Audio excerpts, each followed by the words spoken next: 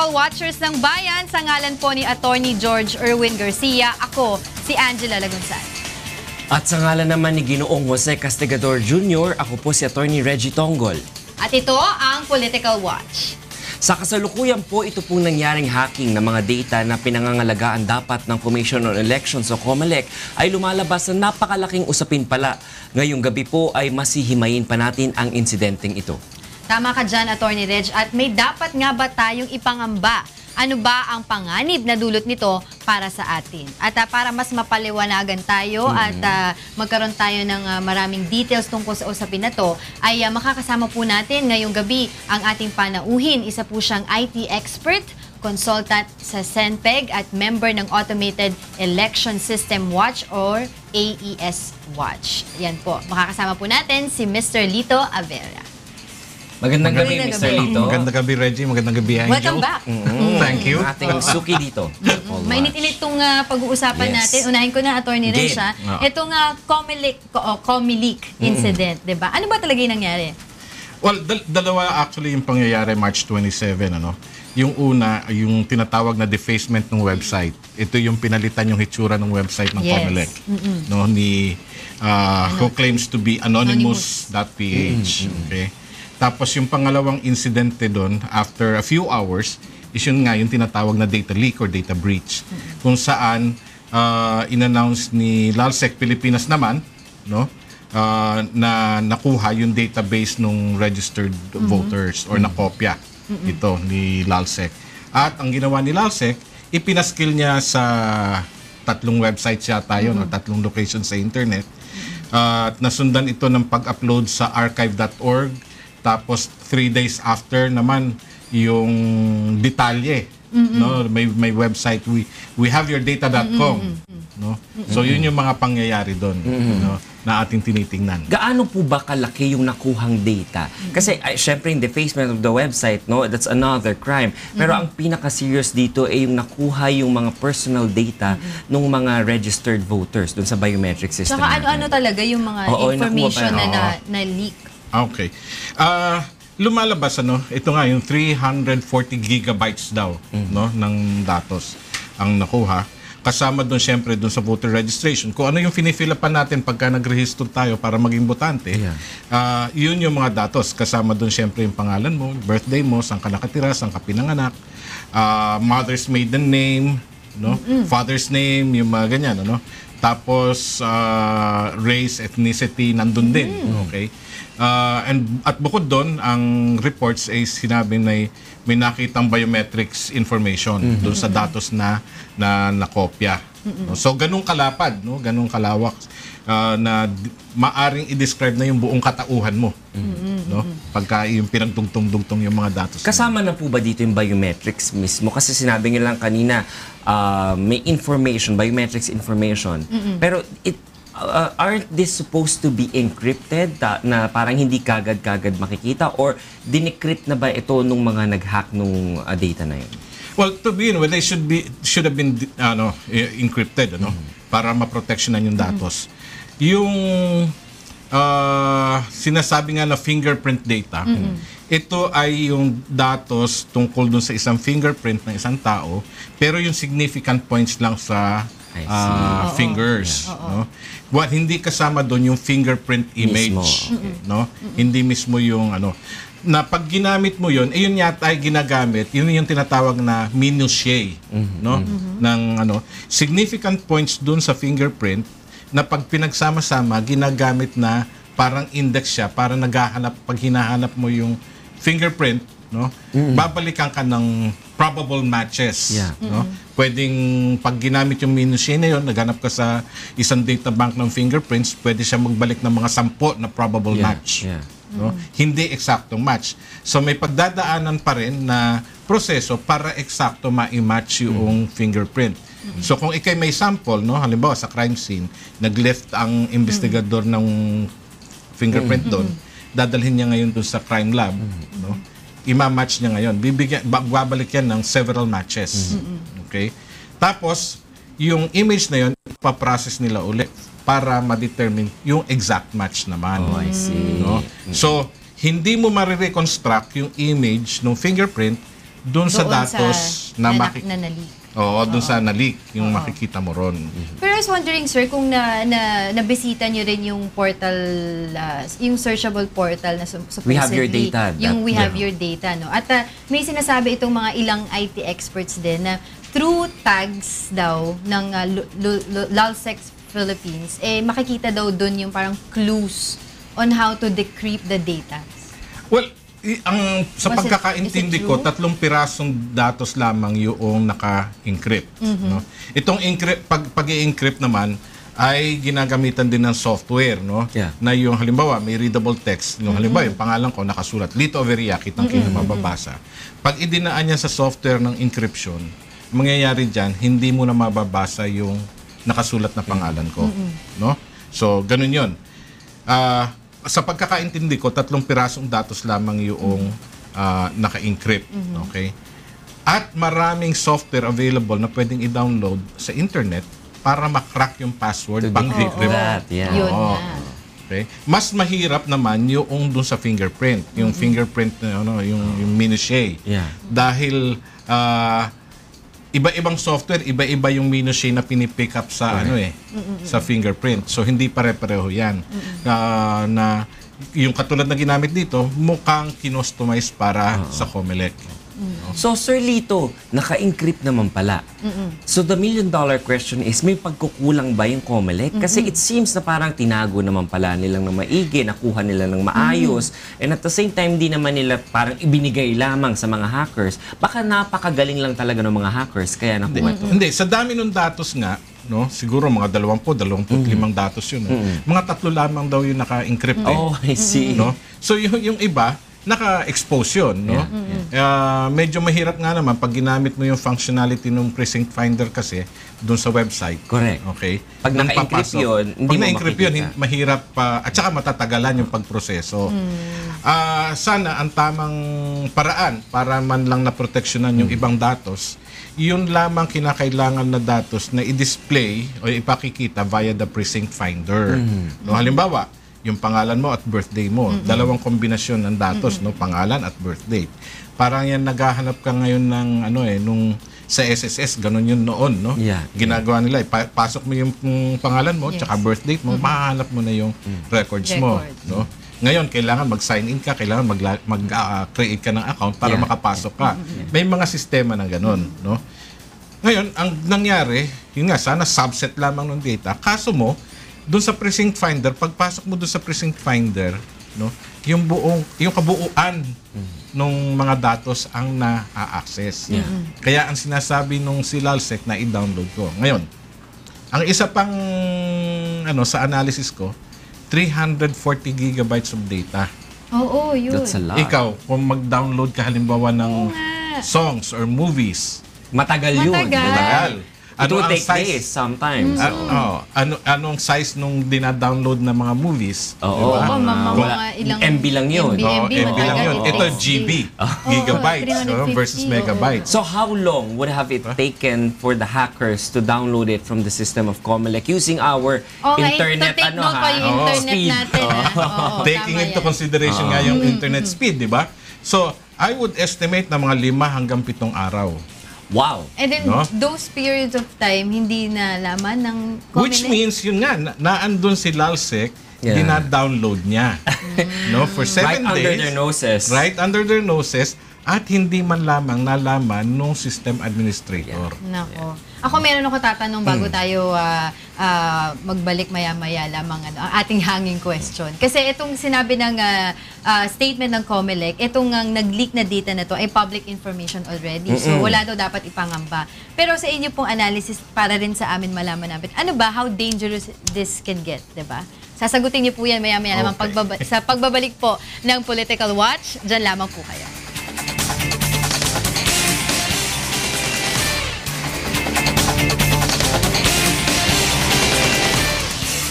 Nagbabalik po ang Political Watch. Kasama pa rin ang aming panauhin na si Ginoong Lito Averia. O kanina may hanging question Oo. ka, Ange. Sige, ulitin ko lang, sir, kasi nga ang official statement ng Comelec, sinabi nila, itong mga information na nag-leak ay public information already. So, dapat wag na daw mangamba. Wala daw dapat ikabahala. Is this true? Or if not, Ano may yung mga dangers na nakakapaloob dito sa COMELEC data dito? Okay, sa isang banda, public information. Yung information na sinubmit natin, binigay natin sa COMELEC when we register, ito yung mga datos din na hinihingi. Halimbawa, nag-apply ka ng credit card. Yes, that's right. O nag-open ka ng bank account. No? Binibigay din natin yan. Pero, ang difference naman is that the agency has the obligation, meron tayong batas, yung tinatawag na Data Privacy Act. Correct. No? Na nire-require na proteksyonan ng bawat ahensya o na business organization, no? Na proteksyonan yung personal data ng kanilang mga kliyente o ng mga tao. No? Yun naman ang pagkakaiba doon. Kahit na sabihin ng COMELEC na kinukolekta naman yan ni credit company X, no?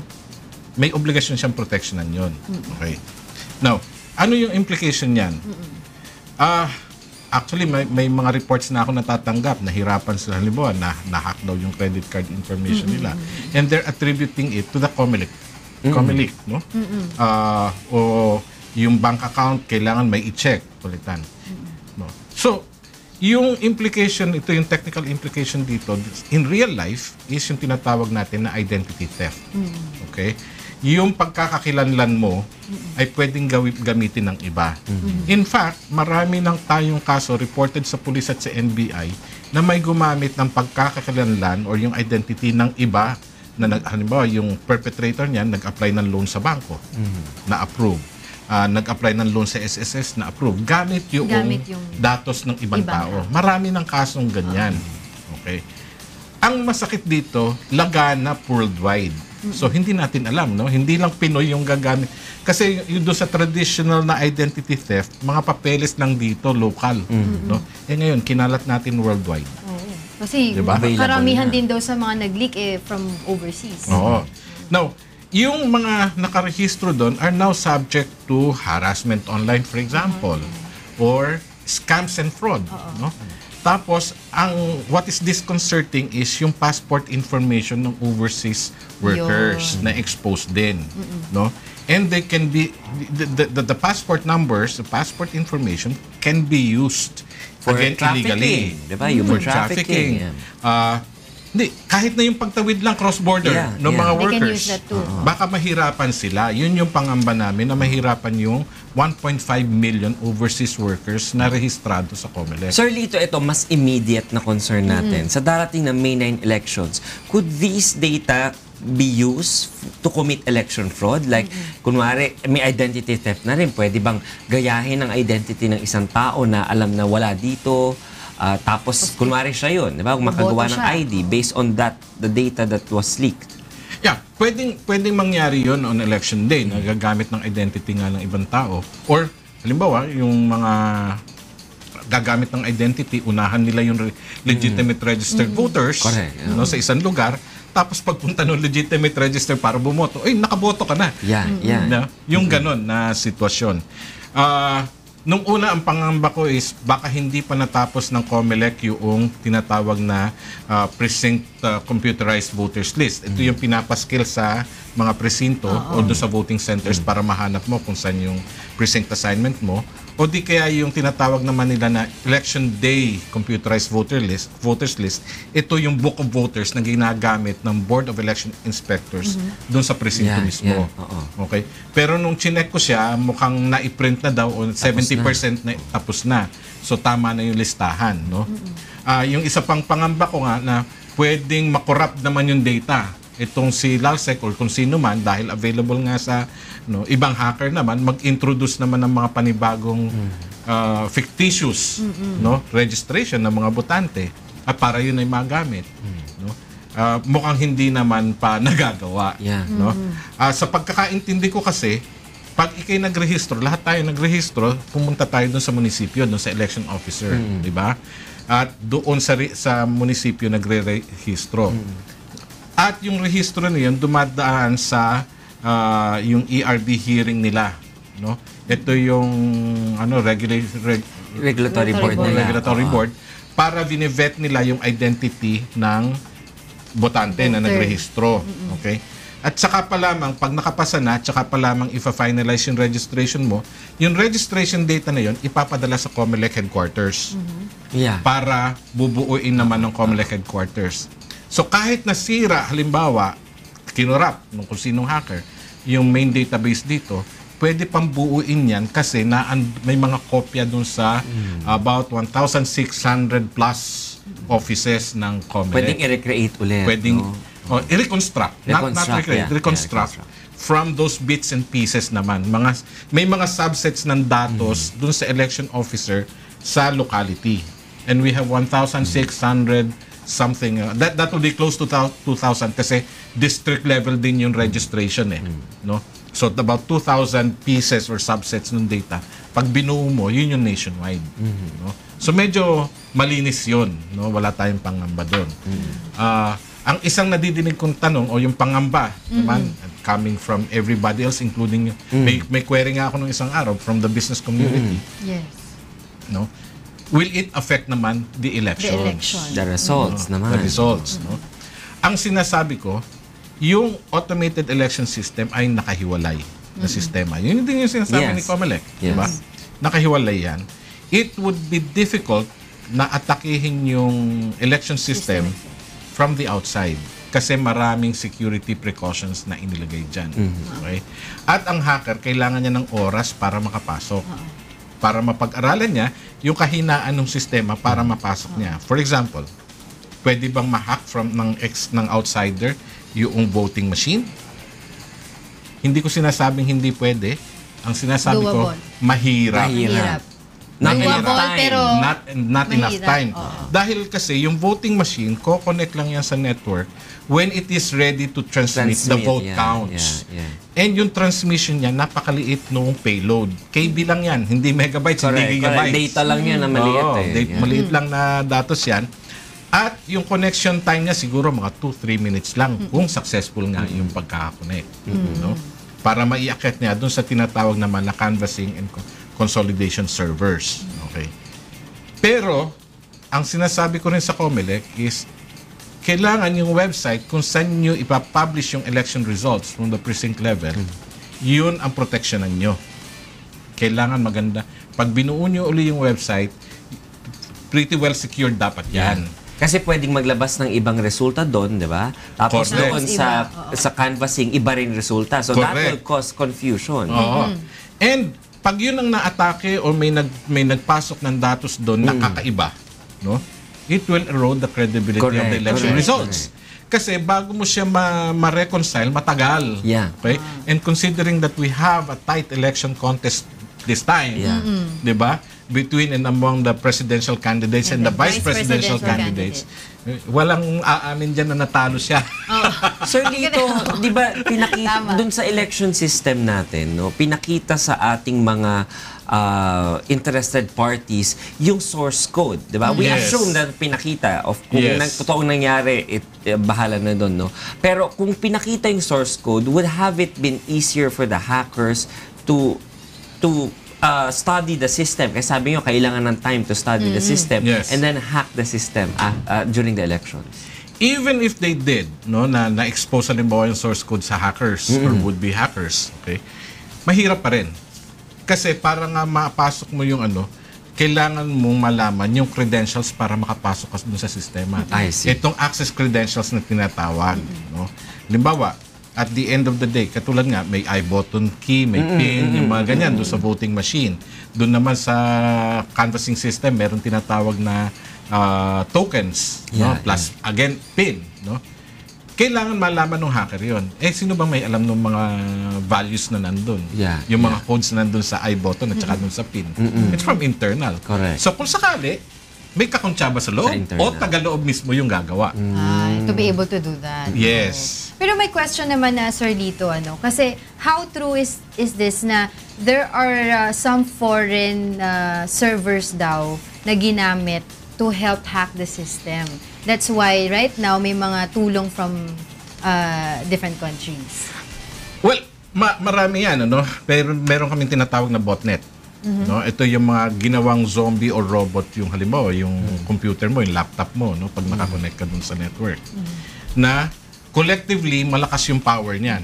Kung libo-libo yan, isipin mo, libo-libong Mas computers malakas, ang mas oo. malakas. Yes. No? So if I have to crack a password, for example, gamit ko 1,000 laptops all over the world, Mas mabilis. mas mabilis. Oo. Okay? So, yung maaring totoo yung sinasabi na yan. Kasi maaring yung hacker gumamit ng botnet That's why. which is outside of the Philippines. At yung botnets na yan, pwedeng nasa Africa, pwedeng nasa Europe, pwedeng nasa South America, anywhere in the world. No? Kaya may reports na sinasabi, ay, na-trace sa China, na-trace sa Yeah. Russia. Sa ganitong lugar, oo. Okay? Kasi yung botnet nga, maraming IP addresses yan. Paano na-coordinate yun? Through the deep net? No, it's not through the deep net. Hindi mo kailangan a very good hacker would be able to do what we call a parallel processing. No? Hindi sequential yung commands kundi sabay-sabay na nangyayari. I see. No? I see. Okay? It does not need to be coordinated. Although of course Anonymous Philippines, for example, ang grupo yan, pwede silang mag-coordinate on how to do things. No? In the hierarchy of all the data leaks in the world, pang ilan tayo itong klase ng data leak na to? Mukhang nasa top tayo ngayon. Daig pa yung kasi- Mexico recently. Well, I have not verified the Mexico incident Okay. that was recently reported, no. Pero yung huling alam ko is yung sa US, no. Na naglalaman din ng personal information ng mga some government officials. Yes. Parang 20 million yata yung naapektuhan. Ang kagandahan doon, in-address nila kaagad. Yeah. Correct. Okay. I like here. Oo. Sinabi kaagad doon na Yeah. there's a danger na ganito, Yeah. hindi pa namin To alam protect yung extent. yourselves. So, be aware and protect yourselves. At, ang maganda doon, nag-offer ng identity theft insurance dun sa mga apektado. Yun. At least. Action agad ang Action nangyari. agad na nangyari. So, yung, halimbawa, diplomat, or former diplomat, meron siyang identity theft insurance to cover whatever damages. That would be caused by the Yes. identity theft or misuse of the data. Right, right. So, yun ang kagandahan doon. Dito sa atin, day Top na one. tayo, tapos wala man Wala lang pa, ano, hindi pa action. di ba? Hindi, tsaka day one, denial. Ayun na nga di ba? Okay. Tapos, a few days after, downplay. Check pa. Pero ito po, no, syempre meron na tayong RA 10173, yung data privacy law, no? Ito yung dapat sinusundan ng lahat ng ahensya ng gobyerno, di ba po? Pero parang wala tayong naririnig from the implementers of the law, which is the National Privacy Commission. Dapat ba tayong humingi ng something from them? At saka, kailangan pabasun din sila ng COMELEC at this time na parang tapos na yung leak? Well, I think I think we should, no. I know of one, no, personality. Nasa news naman, so Jose Alberto that nasa ano yata nasa Philippine Development Studies yata, no? And formerly with the National Statistical Coordination Board, no? Na nag-file, no. Yung unang action ay sumulat sa COMELEC demanding an explanation. Correct. No? At tapos sabi magpa-file sila ng complaint sa National Privacy Commission. No? Although yung National Privacy Commission natin was created only last March. So logistically hindi pa sila ready, no? So wala pa sigurong staff, I don't know. Yeah, Di ba? oo. Pero naandun na Naandun na. And of course, alam naman nating lahat, kahit walang implementing rules and regulations, the law is in place. Correct, correct. It just Diyan needs yan. implementation. Di ba? Yun ang issue doon ngayon. Whether maharap yan ng National Privacy Commission kaagad-agad, it's a question na sila lang ang makakasagot. No? But because napakalaki nga ng scope, isipin mo, 55 million voters ang apektado, I think even with the rickety organization at this time ng National Privacy Commission, dapat aksyonan nila yan. I-address na nila, no? I-address na nila. Ngayon, sir, ang question ko also is yung sinasabi nila, kung liable ba ang COMELEC dito sa nangyari. Kasi there are some group of people right now are planning to file a complaint or sue them actually, ano. So, liable ba ang COMELEC? Well, yung question na yan is leading to judgment. So like any... Pre-judgment ka, or the Pre-judgment chairman. pag ako'y nagsalita. Oo. No? Doon sa batas, however, meron siyang... May violation ba? May violation na dinidefine doon. Swak ba doon sa violation Correct. na yun? That has to be determined. Okay? May nagsasabi nga, we'll charge them with culpable Yes. negligence. Yeah. I-impeach daw ang mga officers. Kailangan i-prove mo muna kung ano Yeah. yung culpable negligence na commit, di ba? Sa isang banda yon under the Data Privacy Act. Yung hacker naman, pwede rin siyang i-prosecute under 10175, yung ating Cybercrime Prevention Act, o di kaya dun sa E-Commerce Act, RA 8792. No, pag-aralan lahat yan. Okay? Yun. Tip ko sa iyo, Reg. Pag-aralan mo yung definition ng access. Yeah. Oo. Okay? Because in the law, mali yung definition ng access. Diba, ang Walang definition? intent. Oh. No, Pero no, I mean, hindi. technically, yung pag-access nila. No. Ang understanding natin ng access? Pagpasok. Pagpasok, yes. Okay? Oo. The definition, sabi niya, yung may manipulate ka ng data, may ginawa ka Correct, na. oo. It doesn't describe yung entry. Yeah. So, Ah. maaring walang illegal access kasi nga yung definition does not contain that. Parang yung pag-process na lang na data doon na lang. Pag-process na lang at doon the na time. lang. So, tip ko Parang sa iyo. presuming the access na lang. Presuming the access So, yun. walang So, nilabag kung wala doon sa... kasi Oo, pwede diba? rin Parang pumasok lang ganon. tinignan. Oo. Walang ginawa. Pero technically, may access May na yun. access. Illegal Technically, access. may illegal access siya, but because of the definition of the word access in the law, does not include the act of entering or breaking into. Okay? So, legal technicality yan. Yan. Interesting ha. May Yan ang assignment pwede ka. sabihin May na, assignment ka. Interesting. Kasama yan sa mga lectures ko sa mga abogado, sa police, sa mga judges. Tama. Pero ito po, itong gagawin ng mga different sectors, are we expecting somebody from COMELEC na to take the fall for this kind of leak? Or parang, ito ba yung isa sa mga periods in our time na sasabihin na lang, sorry, nangyari na, tapos na, let's move on? I think we have to determine yung points of responsibility din, no? Hindi naman pwedeng sabihin na okay, you can go scot-free and kalimutan natin 'yan, okay? Because the lingering effects is into the future and we don't know how long. For the OFWs, maybe 5 years kasi kung kare-renew lang ng passport, nung nagrehistro siya, 5 years yung period na yan. But what about the others for identity theft? That could be lingering and we don't know when the data will resurface. Di ba? Yung website na wehaveyourdata.com, hindi siya accessible sa Philippine IP. You go outside, go to Hong Kong, Singapore, wherever, and you can still access it.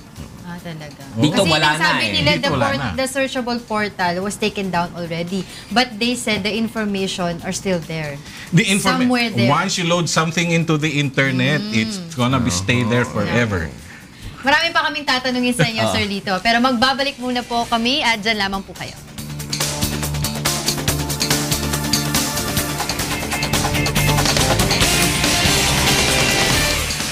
Nagbabalik po ang Political Watch at kasama pa rin po natin ang aming panauhin na si Mr. Lito Averia. Sir, kanina po napag-usapan na natin yung mga iba't ibang mga pwedeng klaseng violations. Pero ngayon po, yung community, ano po ba yung pinaka pwedeng gawin nung every citizen na affected by this para to effect either na papanagutin ng COMELEC or at least yung data ay hindi na nandyan in the internet na na pa-float lang dyan, di ba? Na parang pwede pa ulit magamit. Anong pwedeng gawin? Meron ba tayong remedies under our present law or any other system? Alam mo, ano yan that goes into awareness development sa kabuuan ng publiko, no? For example, yung immediate action na ginawa ng Bangko Sentral ng Pilipinas, nag-issue sa ng circular, sabi na, wait, palitan nyo yung mga confirming data na, para doon sa, yung, meron sila yung know your customer policies, di ba? Para may strengthen siya. Sinasabi ng Bangko Sentral, huwag nyo nang gamitin yung maiden name, huwag nyo nang gamitin yung birthday. to confirm na yung client na yun, siya yung may hawak nung bank account na yan, no? So, maganda yung action ng BSP na yan. Okay? Pero mag-iisip ka ngayon, anong gagamitin mong challenge question? Correct. Yeah. Okay? But in general, no, kasi nga, identity theft, karaniwan, yung those who fall victim into identity theft, dumadaan yun, technically yung term namin, phishing. Okay? So, na-fish na sila. Ang susunod dyan, social engineering. Kumbaga, halimbawa, sa akyat bahay, or yung dugo-dugo-gang operations na lang. Okay? Nangangalap yan, nagmamasid yan sa neighborhood, sa isang sari-sari store. Uy, ano nga ang pangalan na nakatira dyan? No, diba? Social engineering yan. No, nire-research nila talaga. Ngayon, yung datos maaring bumagsak na sa kamay nila. Diba? Pwede nilang gamitin yung datos na yan para tatawagan kung sino man yung naiwan sa bahay. Uy, si ganito, miyembro ng pamilya, si daddy o si uncle, no? Na aksidente, kailangan ng pera, emergency, tatarantahin ka. Correct. Yeah. No? Ganon din sa social engineering. That's actually social engineering, no? Except sa computers, electronic ginagawa. Yung dugo-dugang, yung dugo-dugang in the real world yan. Pero yun nga, pag bumagsak yung datos na yan sa mga dugo-dugogang, pwede nilang gamitin. So, in the household, you have to create awareness about these techniques and strategies ng mga dugo-dugogang. You have to educate everybody all the way down to the kasambahay, no? Naturuan sila na pag may tumawag ng ganun, sandali, verify ko muna. No? Tawagan ko si ate. Tatanong ko kung kay ate, totoo ba nangyari kay kuya? Yung parang ganun. No? Sa organizations, ganun din. No? Business organizations, for example, they have to have an awareness program about this social engineering na pwedeng mangyari. At maharas sila o di kaya they fall into fraud. No? Karaniwan yan, gagamitin email, sabihin sa'yo, uy, may pera dito, ganyan-ganyan. Okay? Uy, may binibentang ganito. You have to double-check. You have to learn the practice of double-checking the information. Against organizations, they have to create that awareness program. Itong ano ko, no? Kasi syempre, sige, pwede kong sabihan yung aking mga kasambahay, pwede kong sabihan yung aking mga katrabaho about these things. But I'm not really, personally, I'm not really that confident na yung sinasabi ko would actually protect them from those kinds of dangers, di ba? Yes. So, where can I find parang guidance on these kinds of matters na para malaman ko talaga na yung sasabihin ko ay tama. Ito nga pala yung pine-prescribe ng IT community, yung mga security groups, ganito rin yung pine-prescribe. So, ganun. Oo. Unfortunately, the information about that is kalat-kalat sa web. No? So, kailangan there must be a group, siguro initiate ng isang grupo to come up and put together the information, the awareness programs. Okay? For example, among the young, lalo na ngayon, yung sa schools, di ba? Yung mga bata sa elementary tsaka sa high school ngayon, wala nang dalang libro eh. Puro tablets na, talo pa yung laptop ko eh. Okay? Tapos social media. Siguro, kausapin natin yung DepEd para i-propagate yung awareness program na yan sa mga bata. No? Isang paraan yan. No? Sa mga, halimbawa, in village organizations, we can propagate the information. Pero yun nga, kailangan mayroong grupo na to put together an awareness program. Para hindi din mamamatay yung issue. Oo. At sa tingin ko, no, yung data privacy, yung National Privacy Commission, yung ating kapulisan at yung sa NBI, sila dapat yung magbuo niyan kasi sila yung may alam. Sila yung may kaalaman, no, na mag-create nga ng awareness na yan. Okay? Ang alam ko, ginagawa na ng anti-cybercrime group yan. They have, for example, yung program na AngelNet to protect the children on the net. Yes. No? May AngelNet sila. Yan. Isa dun sa mga programs yan where on an annual basis, ginawa namin last March yan, on an annual basis, nag-iimbita sila ng mga estudyante, even school officials, para dun sa isang conference na yan, na they create awareness among the academe, in the academe, na ganito yung dangers ng internet, ito yung dapat yung gawin. Now, Sir Lito, yung changing of passwords for different accounts, not just the email but also yung social media and other portals kung pwede kang mapasok, would that be helpful as well?